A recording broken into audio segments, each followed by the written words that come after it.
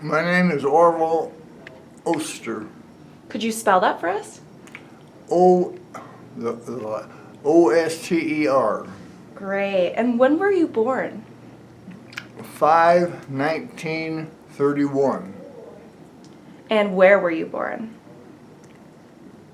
Kaska, A-K-A-S-K-A, South Dakota.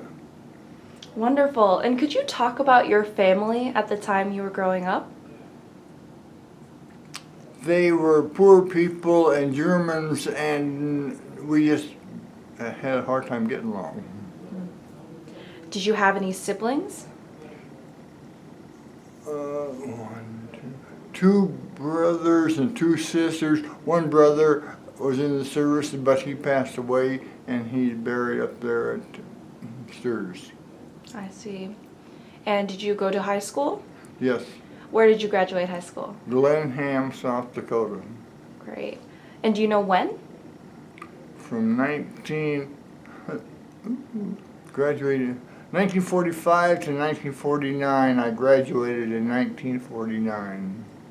Wonderful. Drafted or did you enlist in the Army? I enlisted for 4 years.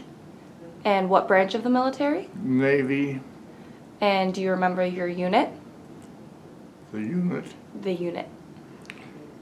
They made me serve aboard the USS Wright, an aircraft, a World War II aircraft carrier. It was too small for jets, so we had to work with propeller planes. And when? 1951 to 1955. Great. And where did you get basic training? Great Lakes, Illinois. Now, did you depart for Korea as soon as you were done with basic training?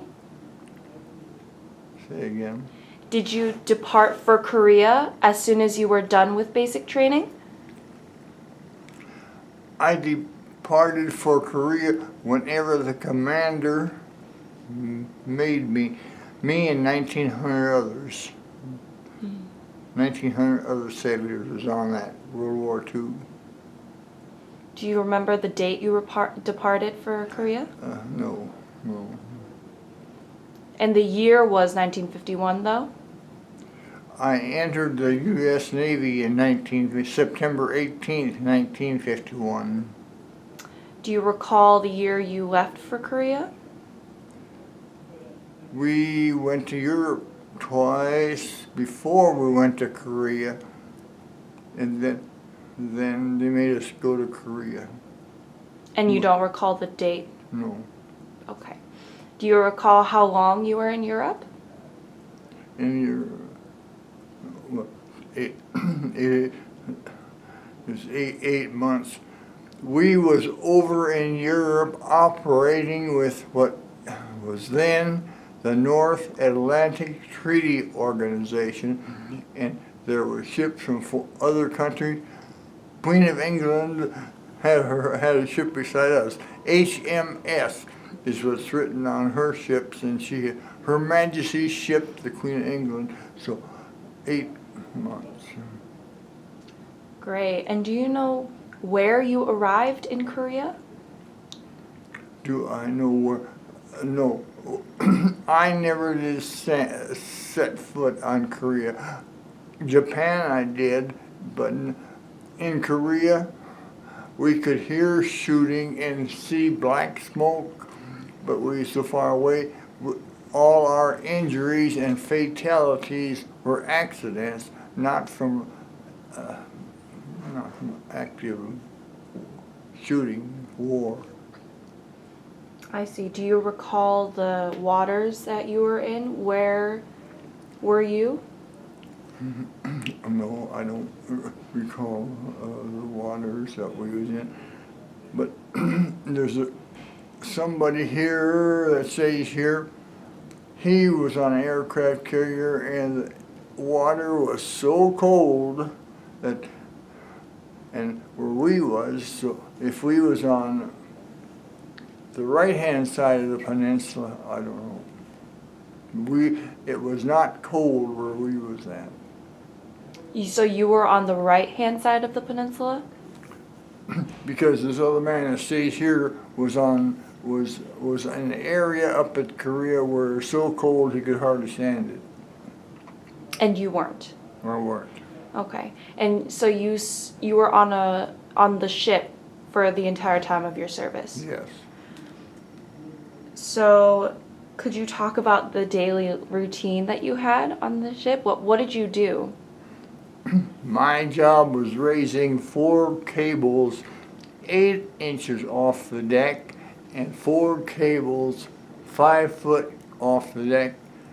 The 8-inch cables caught the plane's tail hook and stopped it. In the event the tail hook would not catch one of those cables coming that were raised 8 inches off the deck, I raised the ones 5 foot. The front end of the plane, the propeller would hit that and stop, and there'd be fire, and all of us had to fight fire. Wow, was that dangerous? Was that a dangerous job? It was dangerous, but it was dangerous because of the fires and the aviation gasoline and the bombs and rockets attached to the wings of the planes. If those would have ignited or exploded, more sailors would have got killed than did. Now, at this time, you're in Korean waters somewhere off the peninsula. Did you know anything about Korea before you got here? No, that's why in history, well, I know why. If the peninsula was so small, or why we never did study that country in high school, but we never did. Did you hear about it at all before you came? Did that what? Did you hear about Korea at all before you came? Only when they entered, only when they entered the Navy and the fighting that was was going on over there. They said eventually we're going to get there too. By we, the sailors on the East Coast of the United States. Our home port was Quonset Point, Rhode Island, Naval Air Station, Quonset Point, Rhode Island. Now, you said you didn't ever step foot on Korean soil, but No. you did say that you heard and saw the effects of war. What was your impression about Korea? Well, I can just say what other people said. War is Hades, and then in this place there's a person named, his given name is Clarence. He was in the thick of it, and it was bad, but he was on the ground in the army, and it was bad. What is your impression, though? Did you have any thoughts about Korea? No, I didn't know the people. I couldn't. I thought they might be the same like Japanese people, and I couldn't understand Japanese people either, except the Japanese people that learned English, and talked to us. But there was very many of them. So did you ever get seasick? One night I ate pork chops and up until that time the only water I ever seen was that muddy Missouri. Now it's the Lake Oahe. They dammed it up and people go fishing for walleye in there. But no, one time I got it when I ate those pork chops. Did you exchange letters with your family when you were over in Korea? My folks couldn't read English very good, so yes, with my brothers and sisters. What did you say to them? What did I say? I said, we're over here, and I just told them about my job. That's all I could do. And then after Korea, we went, they made us go on an atomic bomb test. Then I couldn't write nothing home. The mail wouldn't leave the ship. So, how was your relationship with foreign soldiers? Did you ever come in contact with anybody else except? I didn't come in contact with any. Walking down the street I did, but they all knew English, and they all knew English. The ones that talked to me knew English. Walking down what street? In Japan, I would walk down the street and buy souvenirs. I see. So, was there any point in battle that was very dangerous or difficult that remains in your memory? Not for us. There wasn't. There was no bombs exploding or people getting hurt that way. There was no. So, you were in Korea for how long? I don't know if I can remember how long when we went over there. I don't know until it ended. Until They signed the armistice? until they signed the armistice, or until, well, shortly after Dwight Eisenhower sat on that Jeep fender and ate that sandwich or ate that, and they got a picture of him. That shortly after that, the war ended, and then then we went back to Hong Kong, and then they said we're going to circumnavigate the globe.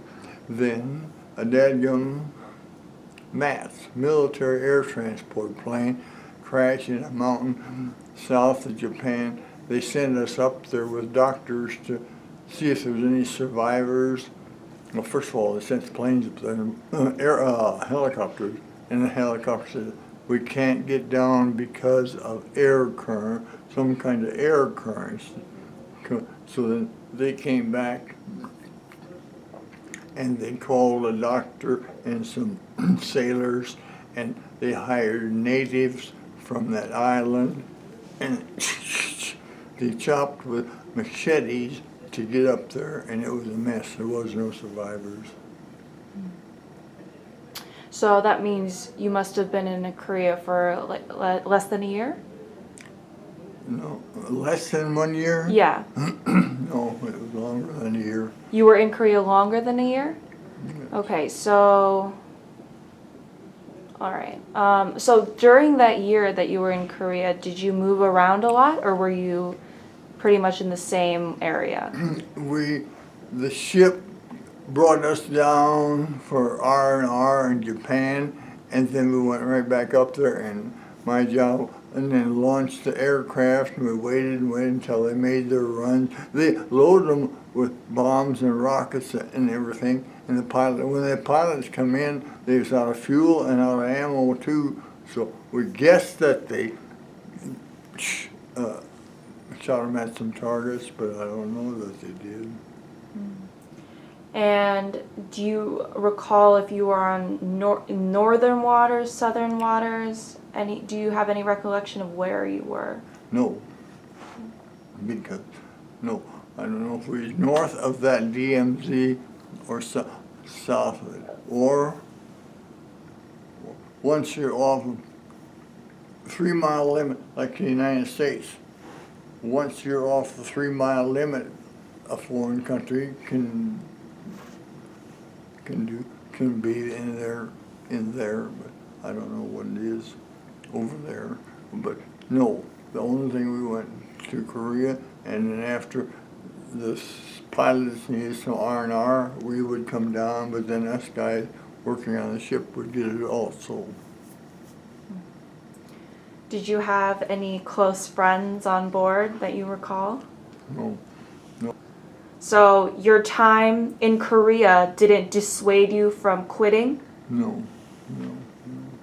You wanted to stay a part of the Navy, Yeah. even after you came back? Yes. Well, I had to.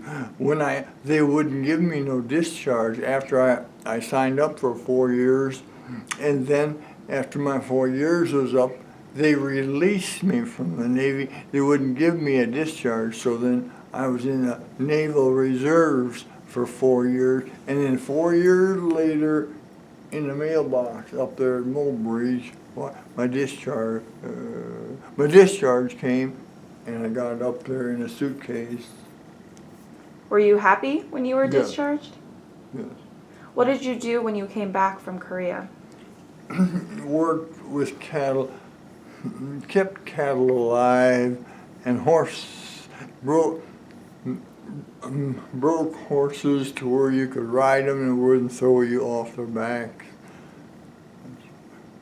Here and then down in Texas. And was that with your family?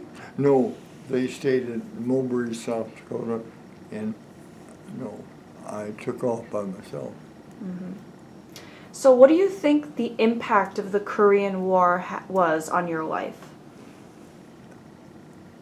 Made me think, why in the thunder are we placed on this planet when so many dadgum people have got it so hard? Little bitty baby, down in Hong Kong, they're little bitty, they're old enough to walk.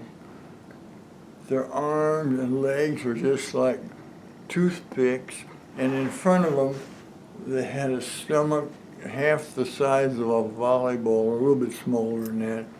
Malnourished, not enough to eat. Their parents couldn't earn enough to eat, or if some parents were hoodlums and wouldn't purchase.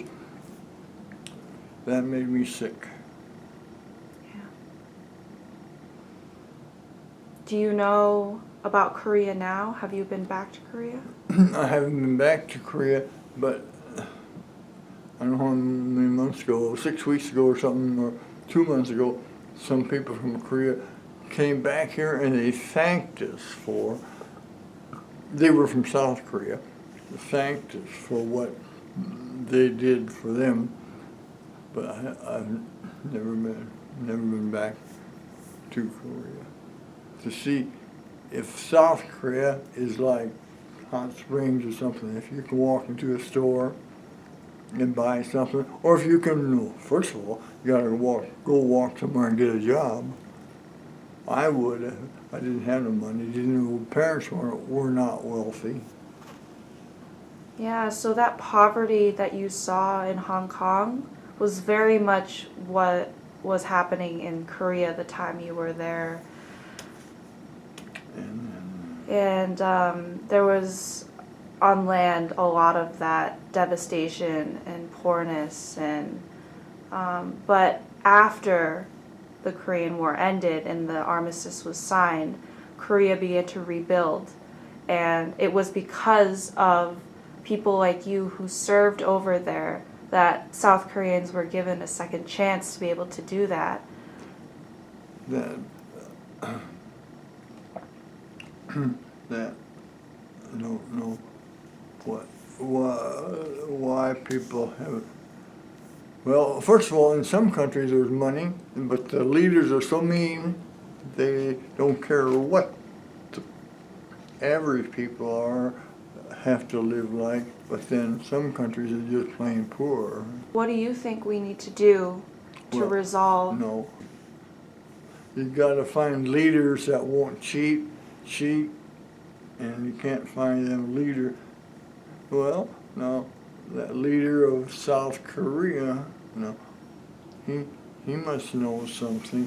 For him, well, he wouldn't have been the leader that built that country up, South Korea up. Is there any kind of message that you would want to send to anybody watching this about Korea or about what you saw and experienced, and generally about the world? No, maybe I'm not smart enough, but how can you keep people from suffering so bad for the necessities of life? Like, I'd like to. Is there anything you'd like to say before we end this interview? Maybe not.